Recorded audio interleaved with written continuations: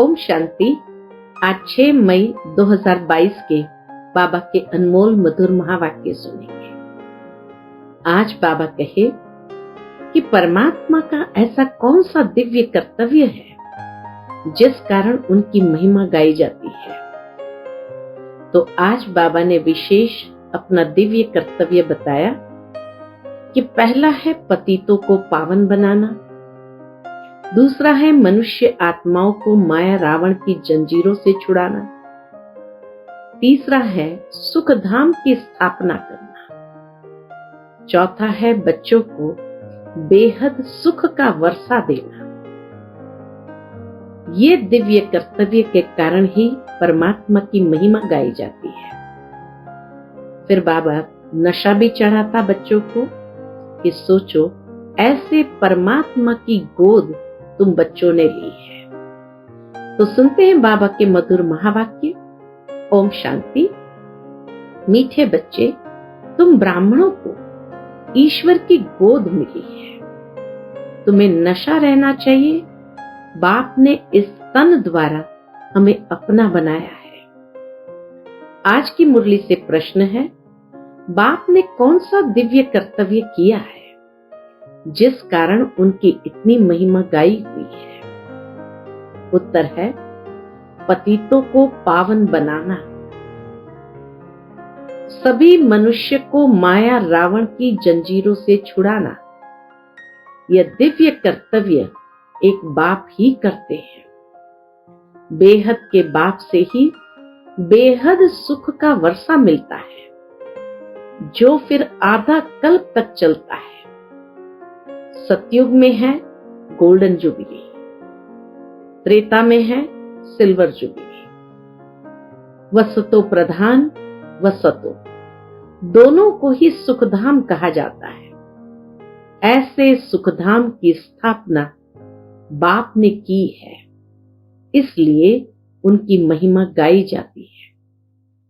आज की मुरली से पहले गीत बजा है, इंसाफ का मंदिर है ये, भगवान का घर है।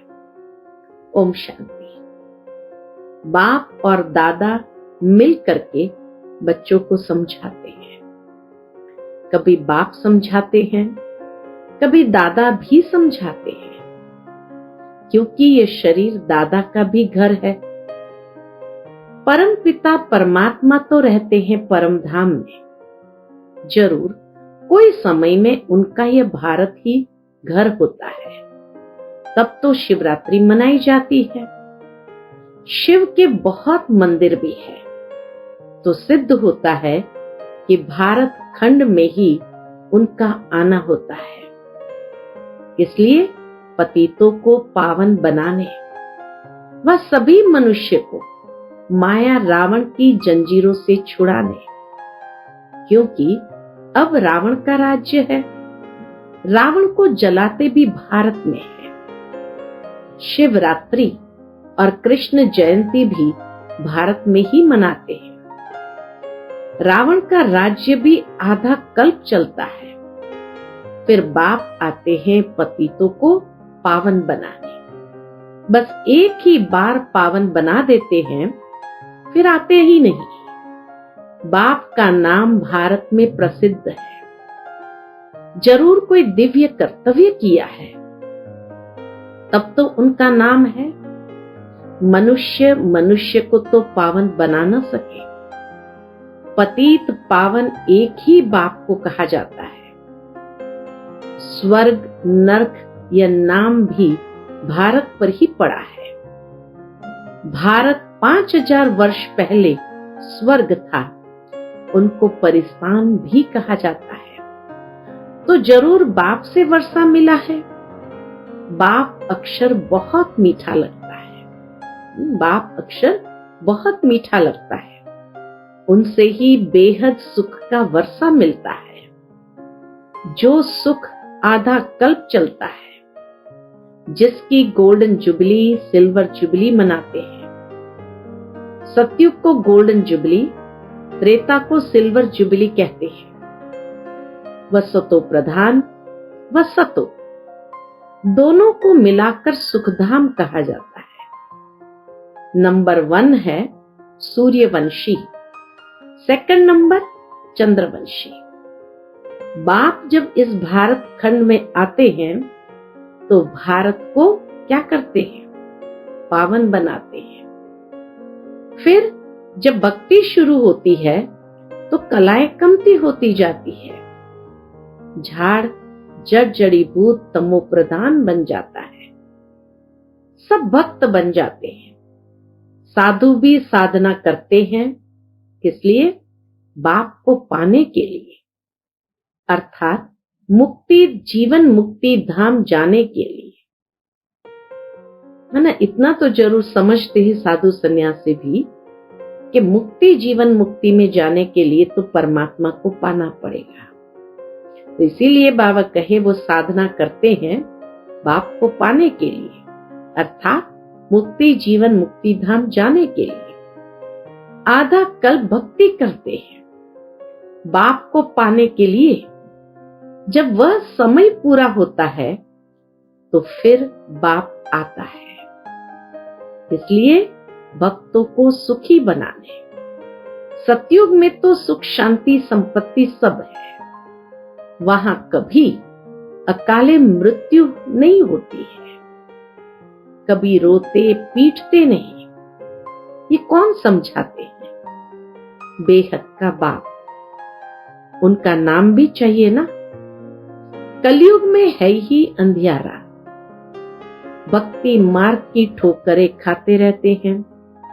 स्वर्ग में तो दुख की बात होती नहीं, सब सुखी रहते हैं, इसलिए भगवान को पुकारते नहीं।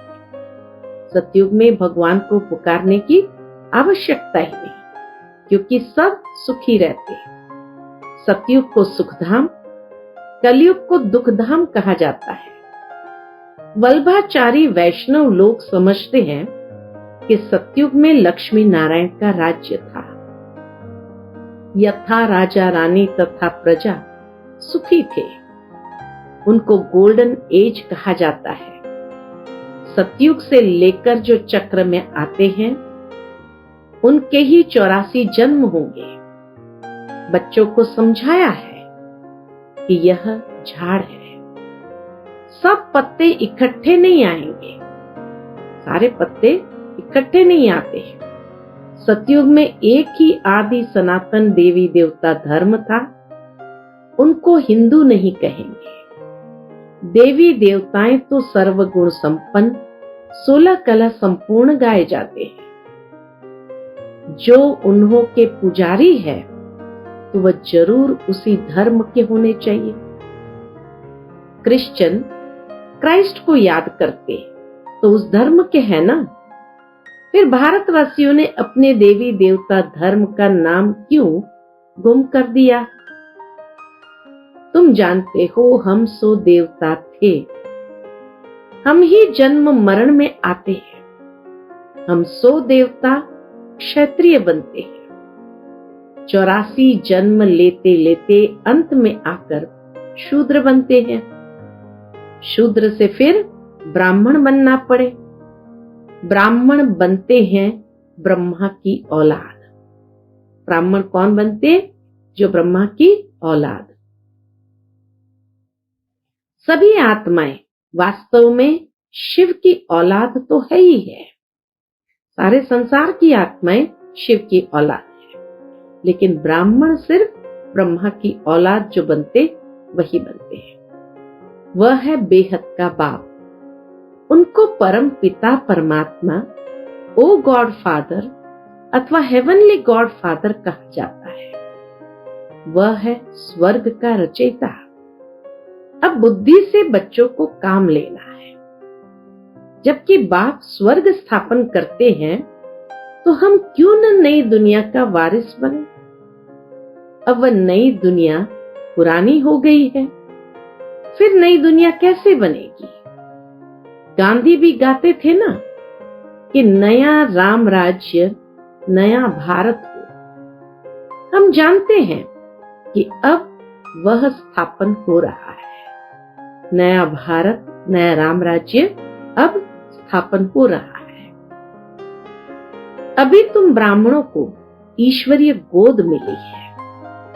बेहद के बाप को अपना बनाया है। प्रैक्टिकल में ऐसे तो सब कहते रहते हैं, ओ गॉड फादर रहम करो, परंतु इस समय बाप ने आकर इस तन द्वारा तुमको अपना बनाया है। वह कलयुगी ब्राह्मण है, कुख की संतान। हम हैं ब्रह्मा मुख वंशावली। प्रजापिता ब्रह्मा ठहरा तब तो इतने बच्चे पैदा करेंगे ना। बाबा कहे प्रजापिता ब्रह्मा ठहरा तब तो इतने बच्चे पैदा करेंगे ना। तो यह है मुख वंशावली। परम पिता परमात्मा ने एडॉप्ट किया है ब्रह्मा मुख द्वारा। तो गोया माता भी हो गई, ब्रह्मा माता भी हो गई। तुम मात पिता हम बालक तेरे। ओ बाबा, आपने हमको ब्रह्मा मुख द्वारा अपना बनाया है।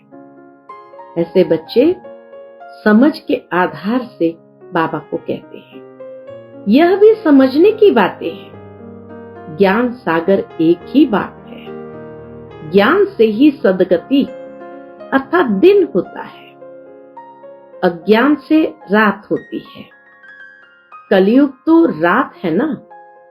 इनको भक्ति मार्ग कहा जाता है। शास्त्र सब भक्ति मार्ग के हैं। उनसे कोई बाप के पास पहुंचने का रास्ता नहीं मिलता है। बाबा कहे इन शास्त्रों से कोई बाप के पास पहुंचने का रास्ता नहीं मिलता है। बाप आते ही है कल्प कल्प। शिवरात्रि मनाते हैं तो जरूर वह आते हैं। उनको अपना शरीर नहीं है।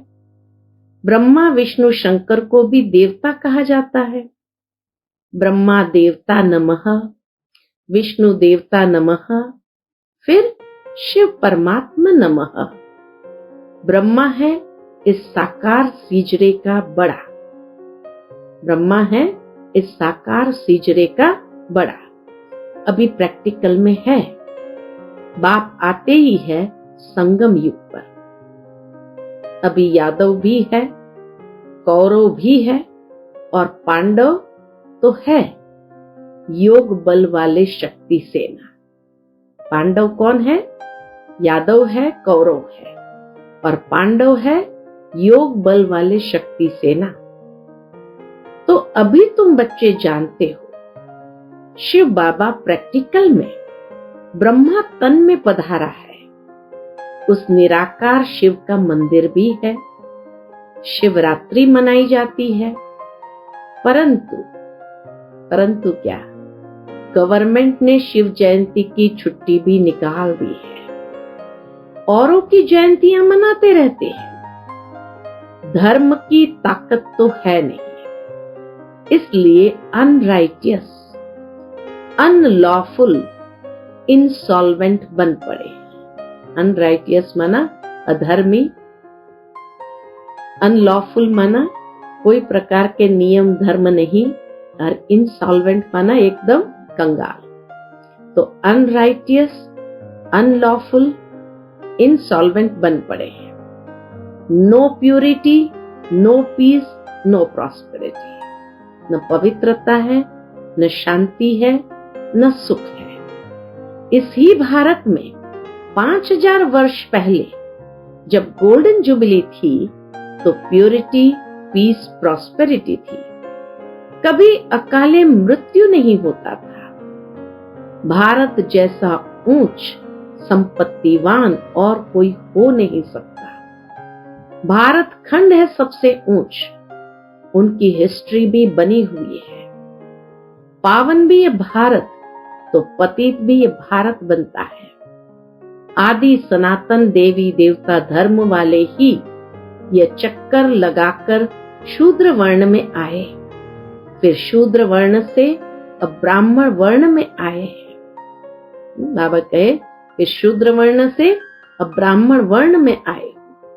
देवताओं से भी ब्राह्मण वर्ण उच्च चोटी पर है।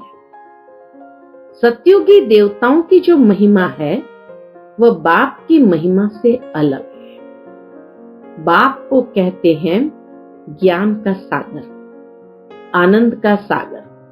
फिर देवताओं को कहेंगे सर्वगुण संपन्न, 16 कला संपूर्ण। वहां विकार की बात नहीं। शास्त्रों में तो बहुत गपोड़े लगा दिए हैं कि कृष्णपुरी में भी कंस, रावण आदि थे। वास्तव में तो इस समय कंसपुरी है, फिर सतयुग में होगी कृष्णपुरी। यह है संगम। इसीलिए ही उन्होंने कंस, जरासंध, रावण आदि को सतयुगी देवताओं से मिला दिया है। यह है ही आसुरी रावण संप्रदाय। अभी तुम ईश्वरीय संप्रदाय बने हो। ईश्वरीय गोद में आकर पवित्र बन फिर 21 जन्म के लिए दैवी गोद में जाते हो। बाबा कहे ईश्वरीय गोद में आकर पवित्र बन फिर 21 जन्म के लिए दैवी गोद में जाते हो। 8 जन्म दैवी गोद, फिर 12 जन्म क्षत्रिय गोद। भारत में ही यह गाया हुआ है कि कन्या वह जो 21 कुल का उद्धार करे। सो तुम ही वह कुमारियां हो। कितना नशा बाबा चढ़ाते कि तुम ही वह कुमारियां हो। अभी तुम हो ईश्वरीय कुल के। दादा है शिव बाबा, बाप है ब्रह्मा। तुम हो ब्रह्मा कुमार कुमारियां। वर्षा उस बेहद के बाप से मिलता है। देने वाला वह है, वह तो निराकार है। वह राजयोग अब कैसे सिखलावे? नर से नारायण बनाने लिए जरूर साकार शरीर चाहिए। तो इस पति तन में आते हैं जिसने 84 जन्म लिए हैं। यह बड़े से बड़ी यूनिवर्सिटी है जहां स्वयं गॉड बैठ राजयोग सिखलाते हैं, राजाओं का राजा बनाने। गीता का रचयिता कृष्ण नहीं, गीता माता ने कृष्ण को जन्म दिया। जो देवता बने उन्हों को जन्म मिला शिव बाबा से। क्रिश्चियन को जन्म मिला बाइबल से, क्राइस्ट द्वारा। तुमको भी ब्राह्मण से देवता किसने बनाया? शिव बाबा ने ब्रह्मा मुख द्वारा। यह तुम्हारा है बेहद का संन्यास। वह है हद का रजोगुणी संन्यास। वह निवृत्ति मार्ग का संन्यास। तुमको वैराग्य आया है इस पुरानी चीची दुनिया से। तुम जानते हो कि यह तो अब खत्म होने वाली है। इससे तो क्यों न हम स्वर्ग के रचयिता बाप को याद करें। बाप कहते, लाडले बच्चे, तुम बहुत जन्म के बाद आकर मिले हो। तुमने 84 जन्म पूरे लिए हैं। अब तुमको फिर देवता वर्ण में जाना है। इसमें परहेज भी बहुत है। देवता वर्ण में जाना है तो बाबा कहे परहेज भी बहुत है। क्या क्या परहेज है? अशुद्ध चीज खा न सके। बाप कहते हैं मैं संगम पर आता हूं मूत पलिती कपड़ों को पावन बनाने। अब मौत सामने खड़ा है। यादव, कौरव और पांडव भी है तो जरूर पांडव पति भी होगा। पांडव पति या पिता परमात्मा को कहेंगे। तुम फिर हो पंडे, राह बताते हो कहां की? सुखधाम शांति धाम की। इसलिए तुमको पांडव शिव शक्ति सेना कहा जाता है। यादव यूरोपवासी तो अपने ही कुल का नाश करते हैं। भारत में है पांडव और कौरव, जिनके लिए कहते हैं कि असुर और देवताओं की युद्ध चले। तुम अभी तो देवता नहीं हो, बनना है। श्रीमत से तुम स्वर्ग के मालिक बनते हो। बाकी सबकी है आसुरी रावण मत। आधा कल्प रावण की मत चलती है। अभी तो सारी दुनिया तमो प्रधान है। यह है रुद्र ज्ञान यज्ञ, जहां बाप बैठ राजयोग सिखलाते हैं। जब राजाई स्थापन हो जाती है तो यह विनाश ज्वाला प्रज्वलित होती है। यह ज्ञान प्रायलोप हो जाता है। फिर ड्रामा अनुसार जो भी शास्त्र है भक्ति मार्ग के वही निकलेंगे। सन्यासियों के फॉलोअर्स बहुत होंगे। सभी पाप धोने गंगा पर जाते हैं। अब गंगा नदी तो किसी को पावन कर नहीं सकती, वह तो पानी के सागर से निकली हुई है। ज्ञान गंगाएं तुम हो जो ज्ञान सागर से निकली हो। बाकी गंगा कोई पतित पावनी होती नहीं है। बच्चों को फिर से भक्ति का फल बेहद सुखा वर्षा देने आया। बाबा कहे बच्चों को फिर से भक्ति का फल बेहद सुख का वर्षा देने आया। जो बाप से आकर पढ़ेंगे वही स्वर्ग में आएंगे, बाकी सब अपने अपने सेक्शन में चले जाएंगे। इस ड्रामा चक्र को भी समझना है। चक्र को जानने से तुम चक्रवर्ती राजा बनते हो। गवर्नमेंट ने भी चक्र निकाला है, अशोका चक्र कहते ना। 3 शेर दिखाकर फिर नीचे लिखते हैं सत्यमेव जयते।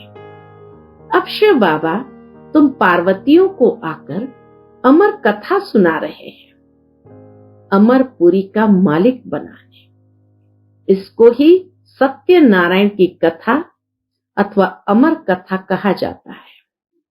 यह कथा एक ही बार सुनकर तुम स्वर्ग के मालिक बनते हो, बाकी सब है दंत कथाएं। अच्छा, मीठे मीठे सिकिलदे बच्चों प्रति माता पिता बाप दादा का याद प्यार और गुड मॉर्निंग। रूहानी बाप की रूहानी बच्चों को नमस्ते।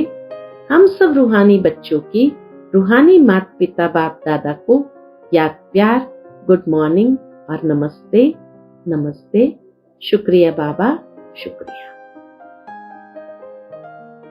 आज की मुरली से धारणा के लिए मुख्य सार है। पहली पॉइंट, देवता वर्ण में जाने के लिए भोजन की बहुत परहेज रखनी है। कोई भी अशुद्ध चीज नहीं खानी है। दूसरी पॉइंट, इस पुरानी छीछी दुनिया जो कि अब खत्म होने वाली है, इससे बेहद का वैराग्य रख स्वर्ग के रचयिता बाप को याद करना है। आज का बाप दादा का मधुर वरदान हम बच्चों के प्रति है। अपनी शक्तियों व गुणों द्वारा निर्बल को शक्तिवान बनाने वाले श्रेष्ठ दानी व सहयोगी भव। अपनी शक्तियों व गुणों द्वारा निर्बल को शक्तिवान बनाने वाले श्रेष्ठ दानी व सहयोगी भव। श्रेष्ठ स्थिति वाले सपूत बच्चों की सर्व शक्तियां और सर्व गुण समय प्रमाण सदा सहयोगी रहते हैं। उनकी सेवा का विशेष स्वरूप है बाप द्वारा प्राप्त गुणों और शक्तियों को अज्ञानी आत्माओं को दान और ब्राह्मण आत्माओं को सहयोग देना। इतनी सुंदर बात कही कि उनकी सेवा का विशेष स्वरूप है बाप द्वारा प्राप्त गुण और शक्तियों का अज्ञानी आत्माओं को दान और ब्राह्मण आत्माओं को सहयोग देना। निर्बल को शक्तिवान बनाना, यही श्रेष्ठ दान व सहयोग है। जैसे वाणी द्वारा व मनसा द्वारा सेवा करते हो, ऐसे प्राप्त हुए गुण और शक्तियों का सहयोग अन्य आत्माओं को दो, प्राप्ति कराओ। आज का स्लोगन है, जो दृढ़ निश्चय से भाग्य को निश्चित कर देते हैं वही सदा निश्चिंत रहते हैं। जो दृढ़ निश्चय से भाग्य को निश्चित कर देते हैं वही सदा निश्चिंत रहते हैं। अच्छा, ओम शांति।